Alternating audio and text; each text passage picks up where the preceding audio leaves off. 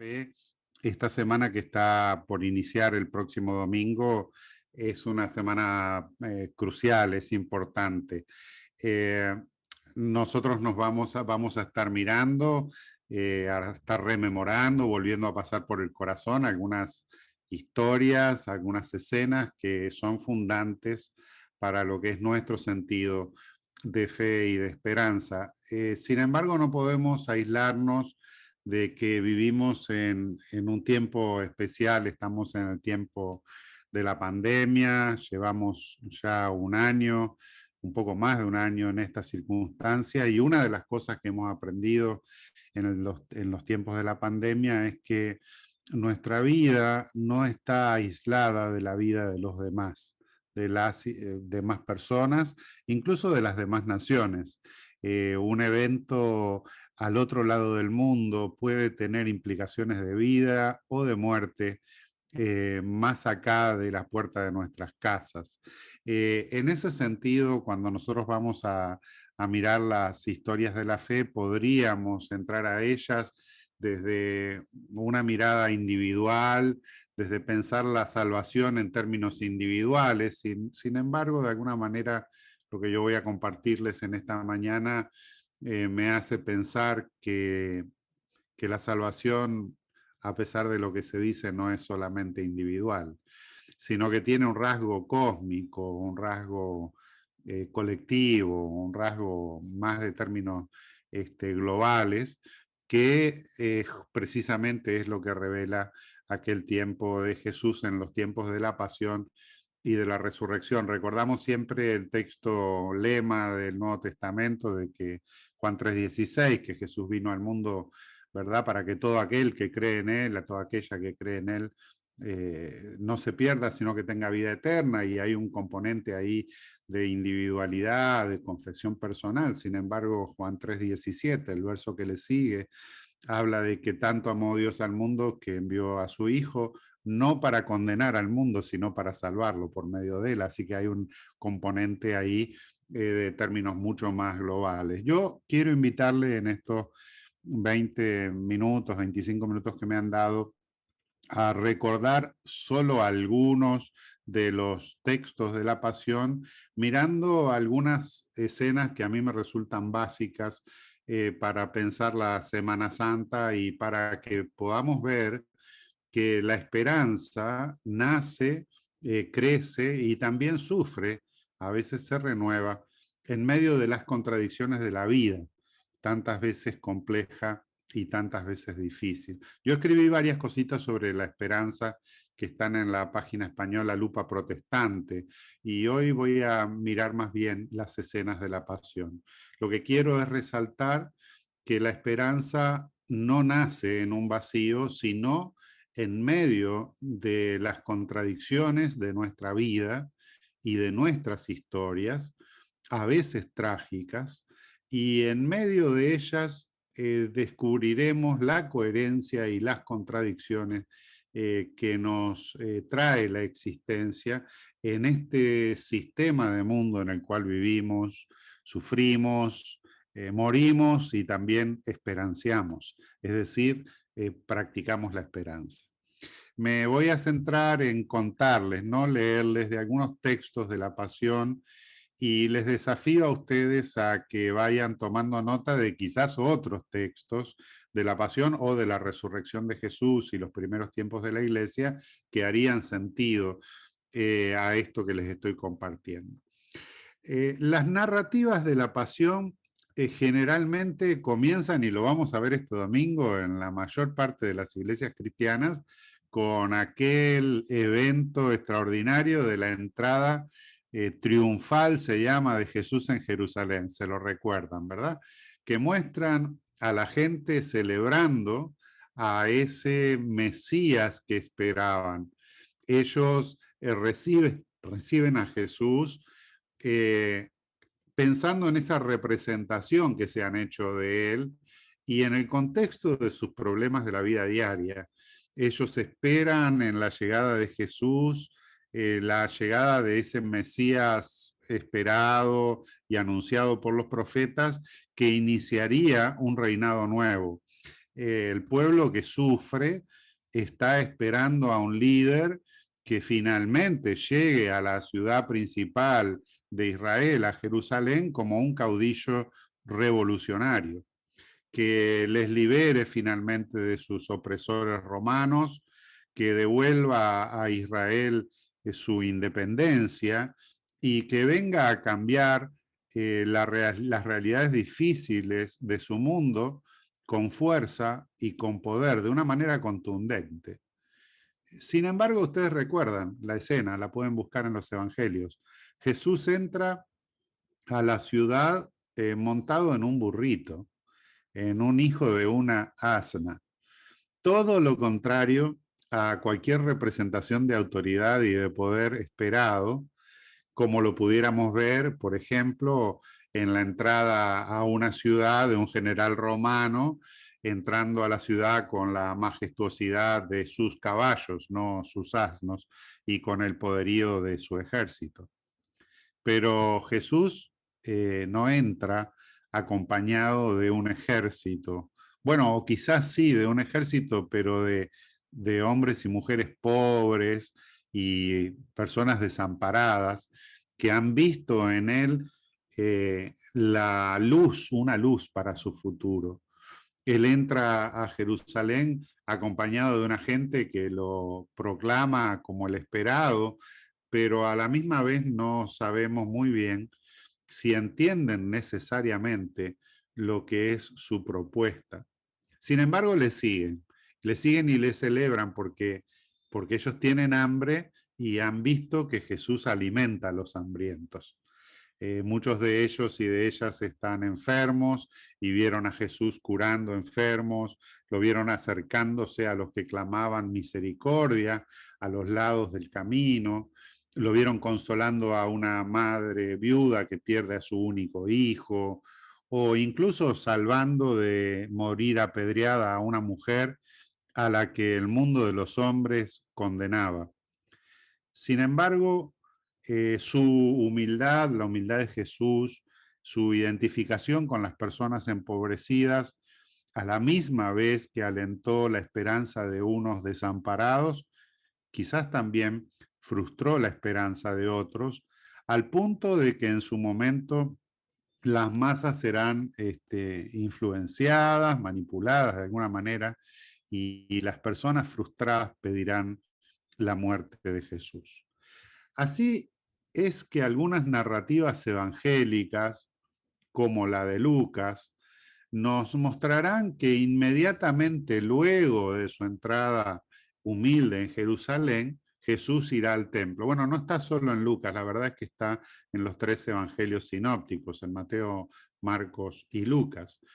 Y en esta historia de Jesús llegando a la ciudad y dirigiéndose al templo, eh, nos encontramos con una escena atípica, ¿verdad? Llamativa, contundente. Jesús entra al templo y en lugar de dar un discurso o de explicar las escrituras o de presentar una ofrenda o de entrevistarse con las autoridades religiosas, Jesús marca más que claramente su oposición y las diferencias que hay entre su sentir respecto al templo y lo que algunos de esos líderes religiosos hubieran preferido que fuese.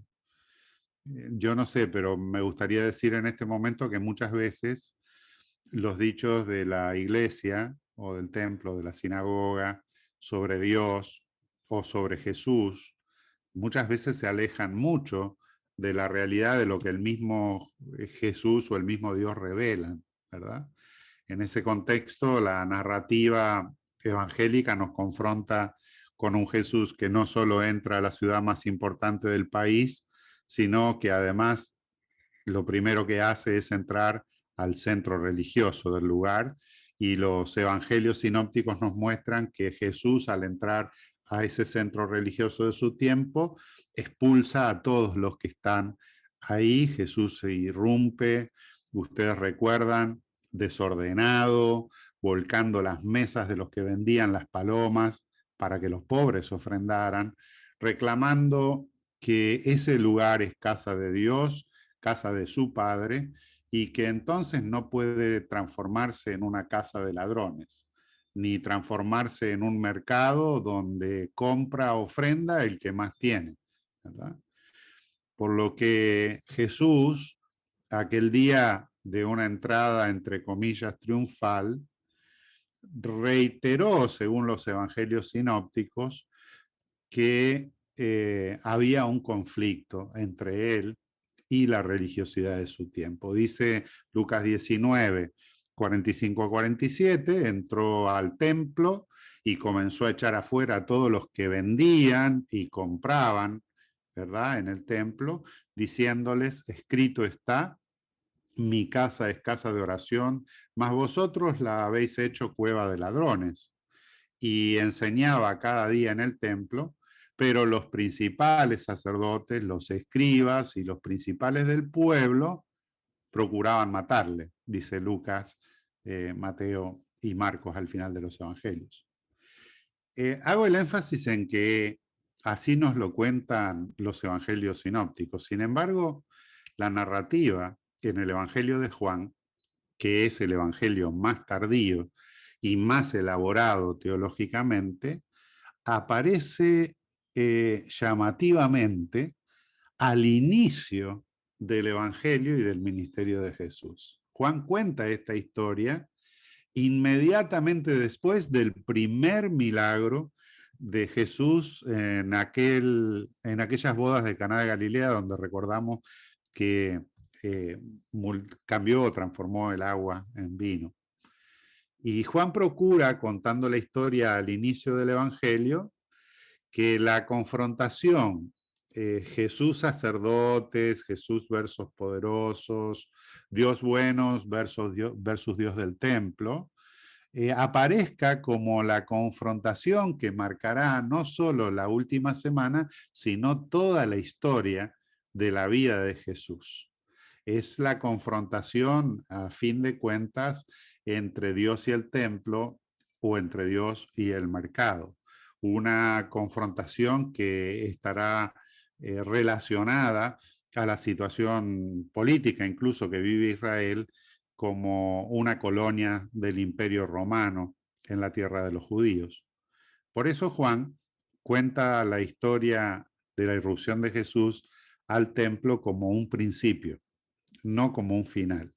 Y en el segundo capítulo del libro de Juan, a partir del verso 13, dice, estaba cerca la Pascua de los judíos, así que el contexto es el mismo que del Evangelio, aunque lo ubica en otro momento, estaba cerca la Pascua de los judíos, y subió Jesús a Jerusalén y halló en el templo a los que vendían bueyes, ovejas y palomas. Ya ustedes saben que el público que podía comprar bueyes y ovejas era distinto al que podía comprar palomas.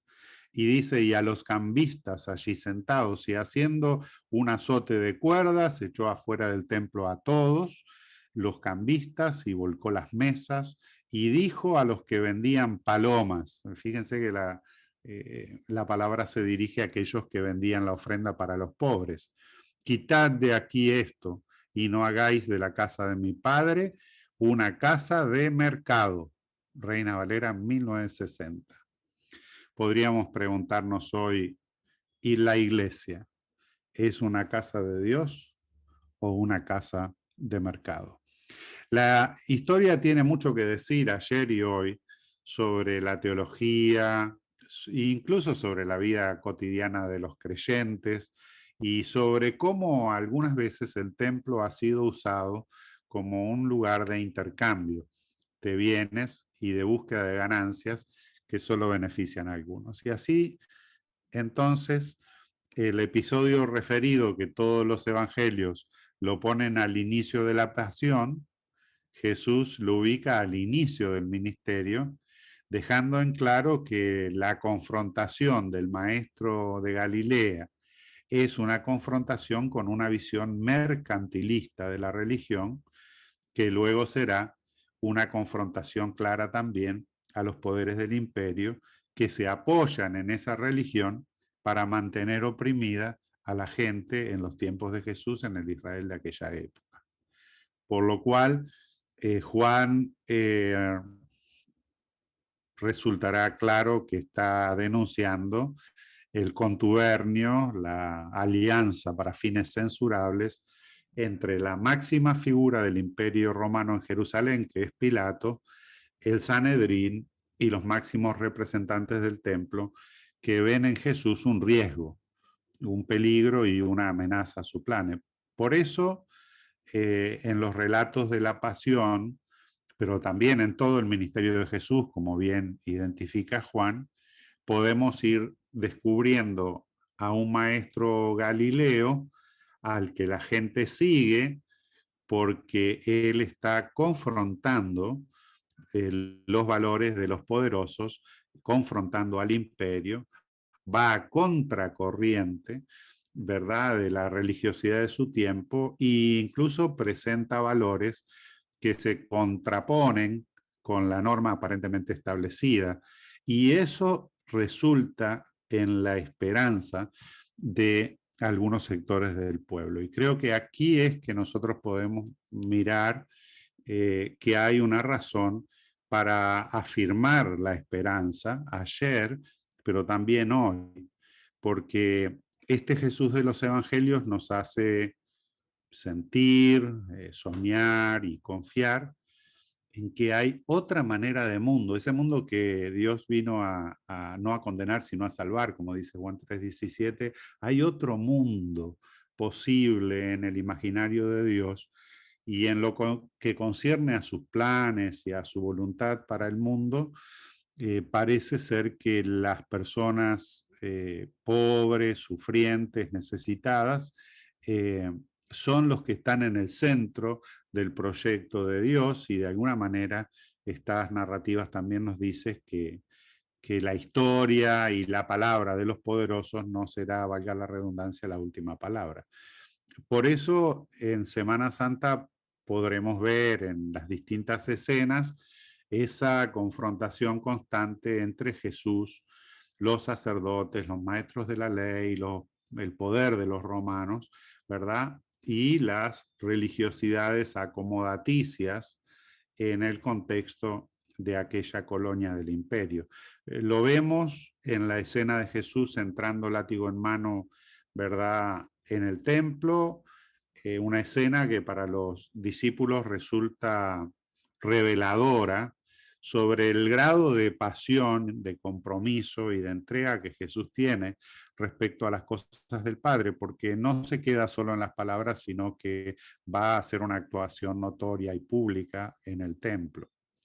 La pasión de Jesús por las cosas del Padre y de los pobres de Israel es lo que le mueve más profundamente. Jesús no tenía, por decirlo así, negocio más importante o pasión más importante, ni amor más profundo que dar todo por la voluntad de Dios y por las personas preferidas de su padre, que son aquellas más sufridas e indefensas. Por eso cuando la iglesia primitiva recuerda aquel acontecimiento de la entrada violenta de Jesús al templo, trae a la memoria las palabras del salmista en el Salmo 69, verso 9, en el cual el salmista pronuncia estas palabras que salen ahora de los labios de Jesús. El celo de tu casa me consume, ¿verdad? Jesús siente que el fuego que le mueve es hacer las cosas en favor de los pobres y en la voluntad de su Padre. Y hoy podremos preguntarnos qué nos consume a nosotros, cuál es el fuego que nos quema, cual una vela o cual una brasa que puede incendiar un bosque. Nos consume el templo, las cosas de nuestro Padre, nos consume el tratar de aportar a la vida de sus hijas y sus hijos preferidos, que son los que más sufren y a los que Él se vuelca en amor, o también nosotros corremos tras la lógica del mercado, esa lógica tan diabólica que consume y devora la humanidad. La entrada de Jesús en Jerusalén, su confrontación con los mercaderes del templo, nos hablan de un mundo y de una religión que ha hecho de su lógica la lógica del mercado y que en su lógica de la ganancia, de la exclusión, de la injusticia y de las muertes, confronta, se choca con las esperanzas de la gente de a pie.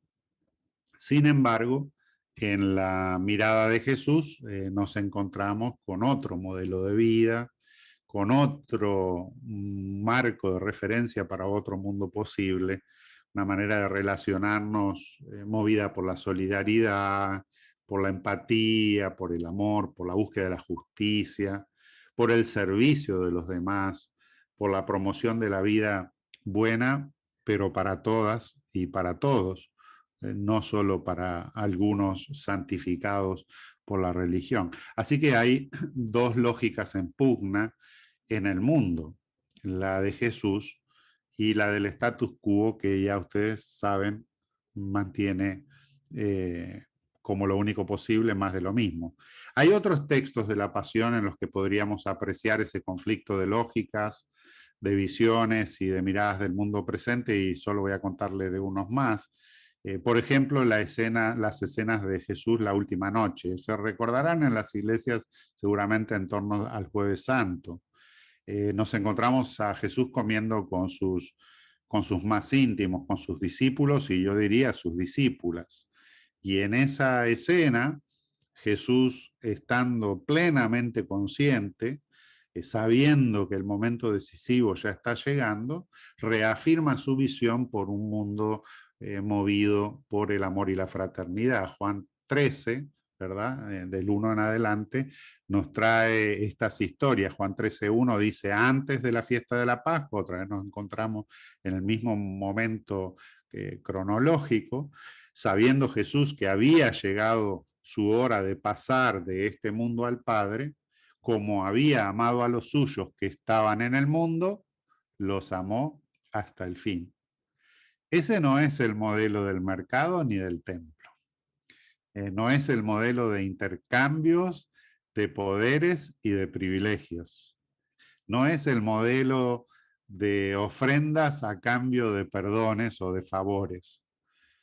No es el modelo de castigos y exclusiones para mantener siempre a unos sojuzgados.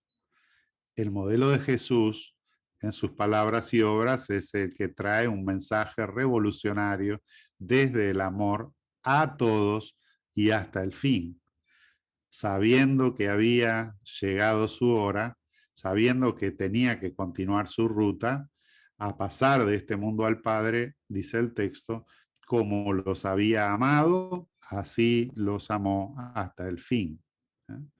Y no solo eso, yo no sé si ustedes recuerdan la escena en la mesa, él amó a todos hasta el fin, a cada uno de ellos, al punto de pasar por la experiencia de estar sentado a la misma mesa, compartir oraciones, comida y vino, junto a personas tan frágiles y tan traidoras como Judas o como Pedro, sentados a la misma mesa, sirviéndoles con el mismo amor, muy a pesar de los límites de ellos. Los amó, las amó a todas y a todos, hasta el fin. O sea, ahí cobra significado aquel texto de Juan 3, 16 y 17, ¿verdad? Les amó en gran manera, hasta el momento de entregar su espíritu nuevamente a Dios en la cruz, hasta aquella última noche antes de ser entregado, cuando les dejó esa última enseñanza, ese sacramento del servicio, de la unidad y de la humildad. Dice la palabra que sabiendo que en el corazón de Judas ya estaba instalada la traición, en plena convicción de amor, Jesús igualmente se levantó aquella noche de la mesa, se quitó el manto y tomando una toalla se la ciñó con ella y comenzó a lavar los pies de sus discípulos. En esa escena hay dos personajes que se resaltan en el Evangelio, que llevarían a una profunda reflexión. Judas y Pedro. Uno le traicionaría primero en secreto y otro le negaría 3 veces casi en público. A todos los amó y a todos le lavó los pies. A cada uno de ellos los limpió porque lo necesitaban. También fueron lavados en sus pies los hermanos que peleaban por el primer puesto en el reino de los cielos, o los que pretendían que las niñas y los niños no se acercaran a Jesús. También fueron lavados los pies de aquellos que amonestaban a los enfermos, que pretendían interrumpir la agenda de Jesús reclamando misericordia. También lavó los pies de aquellos que rechazaban a las mujeres que amaban a Jesús, o aquellas hermanas que se peleaban sobre quién estaba haciendo lo correcto. Jesús lavó a todos como lo ha hecho con nosotros. Incluso lavó los pies de aquel que le iba a negar 3 veces, como dijimos, pero que en esa ocasión de aquella noche, en aquella cena, fue el único que se atrevió a decirle a Jesús: no, a mí no me lavas, porque tú eres el Señor.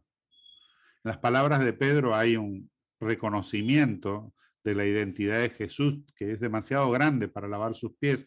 Le dice: jamás me lavarás los míos. Y eso tiene una lógica, pero es la lógica del poder.